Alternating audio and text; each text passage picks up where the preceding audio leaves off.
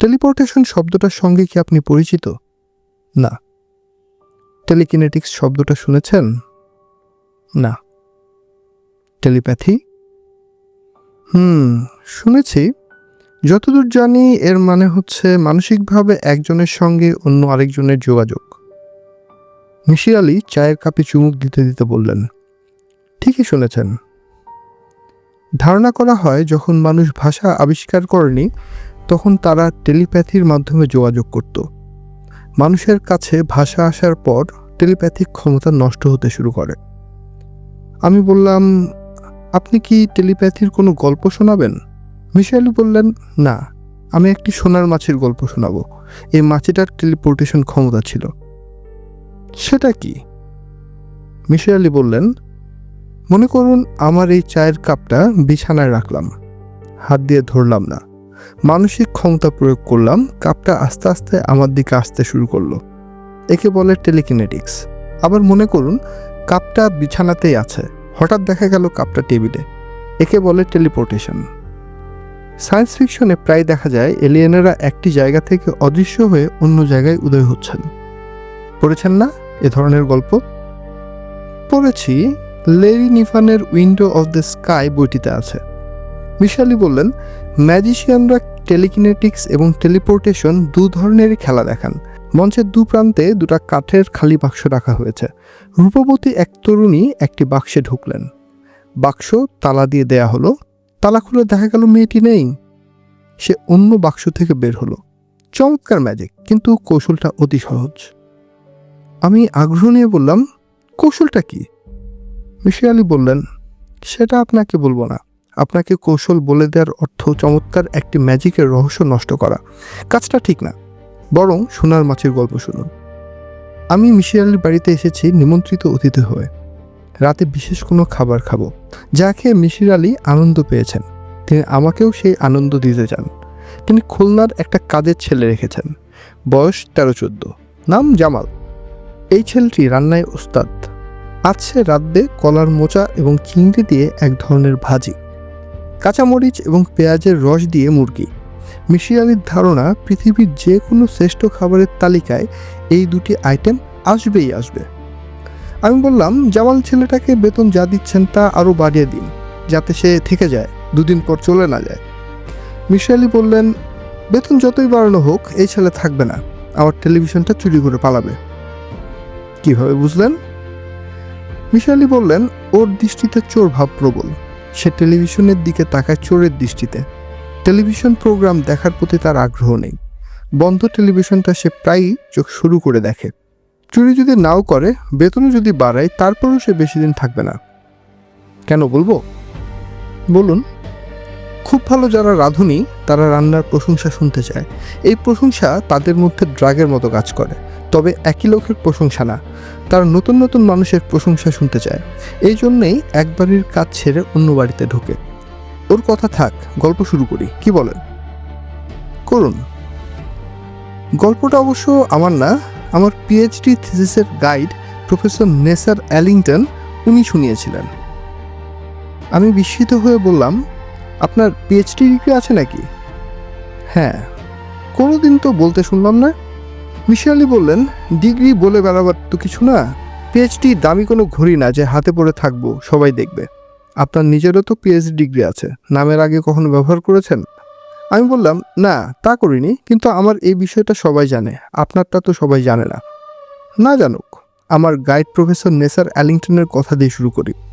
বেটে খাটো মানুষ, চমৎকার স্বাস্থ্য, হাসি খুশি স্বভাব। নেশা হচ্ছে কাঠের অদ্ভুত অদ্ভুত আসবাব বানানো। 3 কোণা টেবিল, যার এক কোণা ঢালু। টেবিলে কিছু রাখলেই গড়িয়ে পড়ে যায়। 45 ডিগ্রি বাঁকা বুকশেলফ, যার মাথায় খুঁটি বসানো। দূর থেকে দেখলে মনে হয় একটা মানুষ মাথায় হাত দিয়ে শুয়ে আছে। একটা চেয়ার বানিয়েছেন যার দুটো হাতল উল্টা দিকে। আমি একদিন বললাম, এই ধরনের অদ্ভুত ফার্নিচার কেন আনছেন স্যার? তিনি বললেন, মানুষের মনের উপর চাপ সৃষ্টি করার জন্য এগুলো বানাই। মানুষের ব্রেইন এমনভাবে তৈরি যে সে কনভেনশনের বাইরে যেতে চায় না। আমার চেষ্টা থাকে মানুষকে কনভেনশনের বাইরে নিয়ে যাওয়া। আমি বললাম, স্যার চেয়ারে হাতল থাকে হাত রাখার জন্য, এটা প্রয়োজন, আপনি প্রয়োজনকে বাদ দেবেন কেন? স্যার বললেন, তুমি চেয়ারটায় বসো। আমি বসলাম। স্যার বললেন, হাত কোথায় রাখবে এই নিয়ে অস্বস্তি বোধ হচ্ছে না? জি হচ্ছে। স্যার বললেন, চেয়ারটায় হাতল থাকলে তুমি চেয়ারে বসা মাত্র তোমার হাতের অস্তিত্ব ভুলে যেতে। এখন ভুলবে না। যতক্ষণ চেয়ারে বসে থাকবে ততক্ষণই মনে হবে তোমার দুটো হাত আছে। আমি স্যারের কথা ফেলে দিতে পারলাম না। অদ্ভুত মানুষটার যুক্তি গ্রহণ করতে বাধ্য হলাম। তার সঙ্গে অতি দ্রুত আমার সখ্য হলো।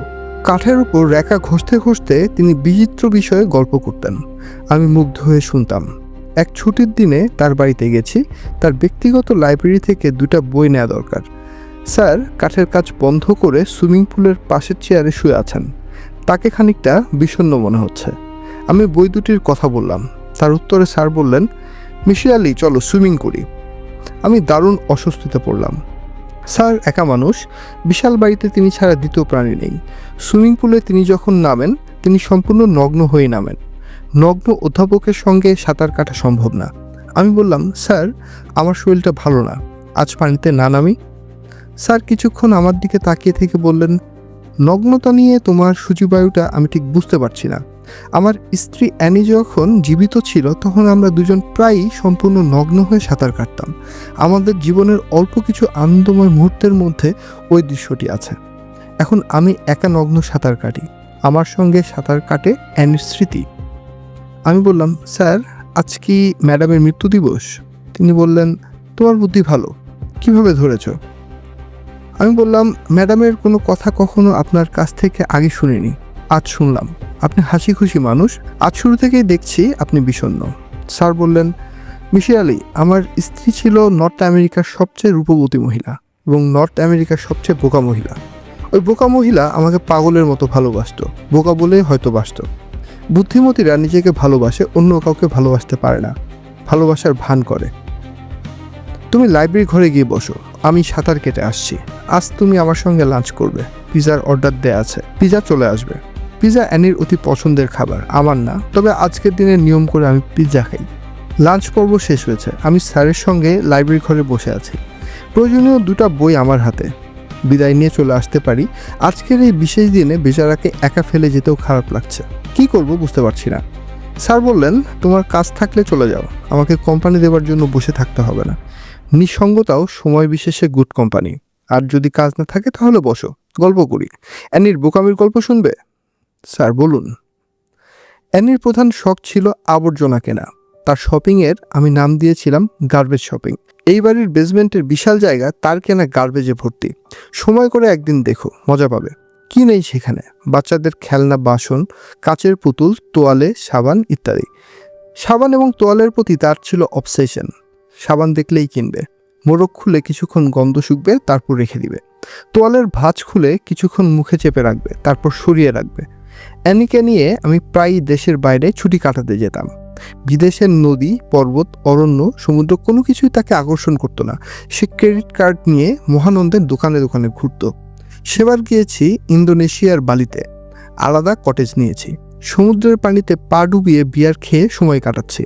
অ্যানি ঘুরছে দোকানে দোকানে, তার সময় ভালো কাটছে। আমার নিজেরও সময় খারাপ কাটছে না। এক রাতে সে উত্তেজিত গলায় বলল, আজ একটা অদ্ভুত জিনিস কিনেছি, দেখবে? আমি বললাম, তুমি কিনতে থাকো, প্যাকেট করে সব দেশে পাঠাও, একসঙ্গে দেখব। এটা একটু দেখো, একটা সোনার মাছি। আমি বললাম, সোনার মাছি দিয়ে কি করবে? লকেটের মধ্যে গলায় ঝুলাবে? মাছির মতো নোংরা একটা পতঙ্গ গলায় ঝুলে রাখার কোনো মানে হয়? অ্যানি বলল, জিনিসটাকে দেখো, তারপর জ্ঞানী জ্ঞানী কথা বলো। আমি জিনিসটা দেখলাম। অ্যাম্বার পাথরের একটা খণ্ড, সিগারেটের প্যাকেটের চেয়েও সামান্য বড়। সেখানে সোনালি রঙের একটা মাছি আটকা পড়ে আছে। অ্যাম্বারের নিজের রঙও সোনালি। সূর্যের আলো তার গায়ে পড়লে সে ঝলমল করে ওঠে। মাছিটাও চিকমিক করতে থাকে। অ্যানি মুগ্ধ গলায় বলল, সুন্দর না? আমি বললাম, জিনিসটা নকল। অ্যানি আহত গলায় বলল, মাছিটা নকল? আমি বললাম, মাছি নকল না, অ্যাম্বারটা নকল। চাইনিজরা নকল অ্যাম্বার তৈরি করে তার ভেতর কীটপতঙ্গ ভরে আসল বলে বোকা টুরিস্টদের কাছে বিক্রি করে। আসল অ্যাম্বারের গুরুত্ব তুমি জানো না, আমি জানি। পৃথিবীর প্রাচীন ফসিলগুলোর বড় অংশ হলো অ্যাম্বারে আটকা পড়া কীটপতঙ্গ। বিজ্ঞানীদের কাছে অ্যাম্বার ফসিল অনেক বড় ব্যাপার। অ্যানি বলল, অ্যাম্বার কি? আমি বললাম, এক ধরনের গাছের কষ, জমাট বেঁধে শক্ত হয়ে যায়। পৃথিবীর সব প্রাচীন সভ্যতাতেই অ্যাম্বারের গয়নার নিদর্শন পাওয়া গেছে। আলেকজান্ডার দ্য গ্রেটকে চীন সম্রাট অ্যাম্বারের তৈরি একটি রথ উপহার দিয়েছিলেন।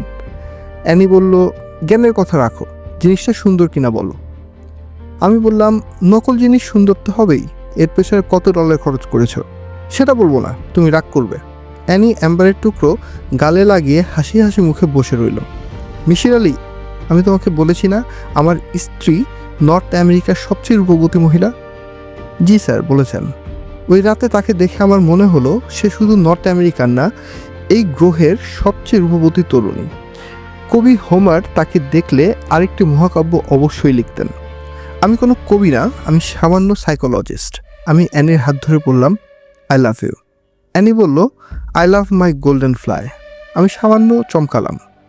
আমেরিকান কালচারে স্বামী আই লাভ ইউ বলার সঙ্গে সঙ্গে স্ত্রীকেও আই লাভ ইউ বলতে হয়। অ্যানি তা বলেনি। এটা এমন কোনো বড় ব্যাপার না যদিও, তবে সাইকোলজিস্ট হিসেবে বুঝতে পারলাম অ্যানি সোনার মাছির প্রতি গভীর আসক্তির পথে যাচ্ছে। অবসেশন জিনিসটা খারাপ। অবসেশন মানুষের চিন্তা চেতনা, জ্ঞান বুদ্ধি আচ্ছন্ন করে ফেলার ক্ষমতা রাখে। পৃথিবীর সবচেয়ে পাওয়ারফুল ড্রাগের চেয়েও অবসেশন শক্তিশালী। তুমি যেহেতু একজন সাইকোলজিস্ট, আমার এই কথা অবশ্যই তুমি মনে রাখবে। অ্যানির অবসেশন অতি দ্রুত প্রকাশিত হলো। আমি ছোট্ট একটা ঘটনা বলে তার অবসেশনের তীব্রতা বোঝাবো। এক রাতের কথা, আমি অ্যানির সঙ্গে ঘনিষ্ঠভাবে মিলিত হচ্ছি। হঠাৎ লক্ষ্য করলাম অ্যানি তার গালে অ্যাম্বারের টুকরোটা চেপে ধরে আছে। আমি অ্যানির হাত থেকে অ্যাম্বারটা কেড়ে নিয়ে মেঝেতে ছুঁড়ে ফেলতে যাচ্ছিলাম। হঠাৎ অ্যানির কাদো কাদো মুখ দেখে নিজেকে সামলালাম। অবসেশন সম্পর্কে ছোট্ট বক্তৃতা দিলাম। সে আমার কোনো কথায় মন দিয়ে শুনছিল না। এক দৃষ্টিতে তাকিয়েছিল আমার হাতের অ্যাম্বারের টুকরোটার দিকে। আরেক দিনের কথা, হাইওয়েতে যাচ্ছি। অ্যানি অতি বিরক্তিকর একটা কাজ করছে। চলন্ত গাড়িতে চোখের পাতায় পেন্সিল দিয়ে রং ঘষছে। অনেকবার তাকে বলেছি এই কাজটি করবে না। কোনো কারণে গাড়ি ব্রেক করতে হলে চোখ আঁকার পেন্সিল ঢুকে যাবে চোখের ভিতর। আমার কথায় লাভ হয়নি। চলন্ত গাড়িতে তার চোখ আঁকা নাকি সবচেয়ে ভালো হয়। আমি অ্যানিকে অগ্রাহ্য করে গাড়ি চালাচ্ছি। সে যা করতে চায় করুক। হঠাৎ অ্যানির বিকট চিৎকার, হলি কাউ! আমি দ্রুত ব্রেক কষে গাড়ির রাস্তা একপাশে নিয়ে এলাম। অ্যানি, কি হয়েছে? অ্যানি বলল, সোনার মাছিটা আমি সবসময় বাসায় রেখে আসি, যদি হারিয়ে যায় সে ভয়। আজও তাই করেছি। এখন ব্যাগ খুলে দেখি অ্যাম্বারটা আমার ব্যাগে। আমি বললাম, তুমি বলতে চাচ্ছ একটা বস্তুর টেলিপোর্টেশন হয়েছে, ঘরে অদৃশ্য হয়ে তোমার ব্যাগে আবির্ভূত হয়েছে? অ্যানি বলল, আমি বললাম, তোমার ইন্টেলেকচুয়াল লেভেল নিম্ন পর্যায়ের, তাই বলে এতটা নিম্ন পর্যায়ের তা আমি ভাবিনি। অ্যানি বলল, তাহলে অ্যাম্বারটা আমার ব্যাগে কিভাবে এসেছে? তুমি নিজেই এনেছো, এখন ভুলে গেছো? এই বস্তুটার বিষয়ে তুমি অবসেসড বলেই ঘটনাটা ঘটেছে। অ্যানি বলল, হতে পারে, I am sorry. Say sorry বললেও আমি বুঝতে পারছিলাম অ্যানি আমার যুক্তি গ্রহণ করেনি। সে ধরে নিয়েছে সোনার মাছি তার আকর্ষণে আপনা আপনি তার ব্যাগে চলে এসেছে। কিছুদিন পর আবার এই ঘটনা। অ্যানিকে নিয়ে কেমার্টে গিয়েছি, কাগজ কিনবো, পেপার ক্লিপ কিনবো। হঠাৎ অ্যানি উত্তেজিত ভঙ্গিতে আমার কাছে উপস্থিত। আমি বললাম, কোনো সমস্যা? অ্যানি বলল, সমস্যা। বলো কি সমস্যা? অ্যানি বলল, শুনলে তুমি রেগে যাবে। রাখবো না, বিরক্ত হতে পারি। তোমার সেই সোনার মাছি আবার ব্যাগে চলে এসেছে? অ্যানি নিচু গলায় বলল, আজ আমি নিজের হাতে অ্যাম্বারটা ড্রয়ারে রেখে তোমাকে নিয়ে বের হয়েছি। তুমি ঘরে তালা দিয়েছো। আমি বললাম, ভালো করে মনে করে দেখো, আমি তালা দেওয়ার পরপরই তুমি বললে কিচেনের চুলা বন্ধ করেছো কিনা মনে করতে পারছো না। আমি তালা খুললাম, তুমি ঘরে ঢুকলে। ঘর থেকে বের হওয়ার সময় সোনার মাছি নিয়ে এসেছো। অ্যানি বিড়বিড় করে বলল, আমি শুধু কিচেনে ঢুকেছি, অন্য কোথাও না, বিশ্বাস করো। আমি বললাম, তুমি ভাবছো কিচেনে ঢুকেছো, চূড়ান্ত পর্যায়ে অবসেশনে এমন ঘটনা ঘটে। সরি। আমি বললাম, সরি বলার কিছু নেই, তোমাকে সোনার মাছির ব্যাপারটা ভুলে যেতে হবে। পারবে না? তুমি বললে পারবো। একজন সেন্সিবল মানুষ যা করে আমি তাই করলাম। অ্যানির সোনার মাছি লুকিয়ে ফেললাম। অ্যানি তা নিয়ে খুব যে অস্থির হলো তা না, কারণ তখন তার জীবনে মহাবিপর্যয় নেমে এসেছে। তার স্টমাক ক্যান্সার ধরা পড়েছে। তাকে ভর্তি করা হয়েছে সেন্ট লুক হাসপাতালে। ডাক্তার তৃতীয় দফা অপারেশন করেছে, রেডিওথেরাপি শুরু করেছে। পরিচয়ে রূপবতী একটি মেয়ে আমার চোখের সামনে প্রেতের মতো হয়ে গেল। মাথার সব চুল পড়ে গেল। শরীর শুকিয়ে 9-10 বছর বয়সী একটি শিশুর মতো হয়ে গেল। শুধু চোখ দুটা ঠিক রইল। পৃথিবীর সব মায়া, সব সৌন্দর্য জমা হলো দুটা চোখে। একদিন ডাক্তার বললেন, সরি প্রফেসর, রেডিওথেরাপি আপনার স্ত্রীর ক্ষেত্রে কাজ করছে না। আমি বললাম, আর কিছুই কি করার নেই? ডাক্তার চুপ করে রইলেন। এক রাতের কথা, আমি অ্যানির পাশে বসেছি। অ্যানি বলল, অন্য দিকে তাকিয়ে বসো, আমার দিকে তাকিও না।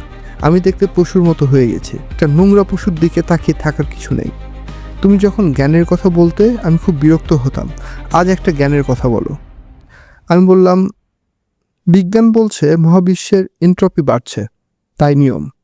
বাড়তে বাড়তে এনট্রপি তার শেষ সীমায় পৌঁছাবে, পুরো ইউনিভার্সের মৃত্যু হবে। তোমার জন্য আমার ভালোবাসা সেদিনও থাকবে। তুমি নোংরা পশু হয়ে যাও কিংবা সরীসৃপ হয়ে যাও, তাতে কিচ্ছু যায় আসে না। অ্যানি আমার হাতে মাথা রেখে অনেকক্ষণ কাঁদলো। তারপর বলল, কিছুক্ষণের জন্য আমার সোনার মাছিটাকে কি আমার কাছে দিবে? আমি একটু আদর করে তোমার কাছে ফেরত দিব। কোনোদিন চাইবো না, আই প্রমিস। আমি স্তব্ধ হয়ে বসে রইলাম, কারণ অ্যাম্বার খণ্ডটা আমার কাছে নেই। নিতান্তই মূর্খের মতো আমি ফেলে দিয়েছিলাম হাডসন নদীতে। আমি নিশ্চিত জানতাম ঘরে কোথাও লুকিয়ে রাখলে অ্যানি কোনো না কোনোভাবে খুঁজে বের করবেই, আর তার অবসেশন সে শেষ সীমায় নিয়ে যাবে। এখন আমি কি করি? মৃত্যুর পথযাত্রীকে কি বলবো? আমি কিছুই বললাম না, মাথা নিচু করে বাসায় ফিরলাম। তার একদিন পর হাসপাতাল থেকে টেলিফোন এলো, অ্যানির অবস্থা ভালো না, তুমি চলে এসো তাড়াতাড়ি, সে তোমাকে খুব চাইছে। আমি হাসপাতালে ছুটে গেলাম। অ্যানিকে দেখে চমকালাম, হঠাৎ করে তাকে সুন্দর লাগছে। গালের চামড়ায় গোলাপি আভা, চোখের মণি পুরনো দিনের মতো ঝকঝক করছে। আমাকে দেখে সে কিশোরীদের মতো মিষ্টি গলায় বলল, থ্যাংক ইউ। আমি বললাম, থ্যাঙ্কস কেন? অ্যানি বলল, আমি যখন ঘুমাচ্ছিলাম তখন তুমি আমাকে না জাগিয়ে সোনার মাছিটা আমার হাতে ধরিয়ে দিয়েছো, এই জন্য ধন্যবাদ। সে গায়ের চাদর সরালো। আমি স্তম্ভিত হয়ে দেখি অ্যাম্বার টুকরাটা তার হাতে। প্রফেসর কথা বন্ধ করে চুরুট ধরলেন। চুরুটের টান দিয়ে আনাড়ি স্মোকারদের মতো কিছুক্ষণ কাশলেন। তারপর ছোট্ট নিঃশ্বাস ফেলে বললেন, অ্যাম্বারের টুকরাটা অ্যানির হাতে কিভাবে এসেছে আমি জানি না, জানতে চাইও না। সব রহস্যের সমাধান হওয়ার প্রয়োজনও দেখছি না। রহস্য হচ্ছে গোপন ভালোবাসার মতো, যা থাকবে গোপনে। মিসির আলি বললেন, স্যার, অ্যাম্বারের টুকরাটি কি এখন আপনার কাছে আছে? প্রফেসর বললেন, না, অ্যানির কফিনের সঙ্গে দিয়ে দিয়েছি। অ্যানি তার সোনার মাছি সঙ্গে নিয়ে গেছে। অ্যানির ছবি দেখবে? দেয়ালে তাকাও। বাস্কেটবল নিয়ে সে হাসছে। ছবিটা আমার তোলা। ছবিটা প্রায় দেখি এবং অবাক হয়ে ভাবি, আমাদের সবার বয়স বাড়বে, আমরা সবাই জরাগ্রস্ত হব, কিন্তু ছবির এই মেয়েটি তার যৌবন নিয়ে স্থির হয়ে থাকবে। জড়তা কি স্পর্শ অবশ্যই করতে পারবে না। তার চোখে পানি চলে এসেছে। তিনি সেই পানি তার ছাত্রকে দেখাতে চান না।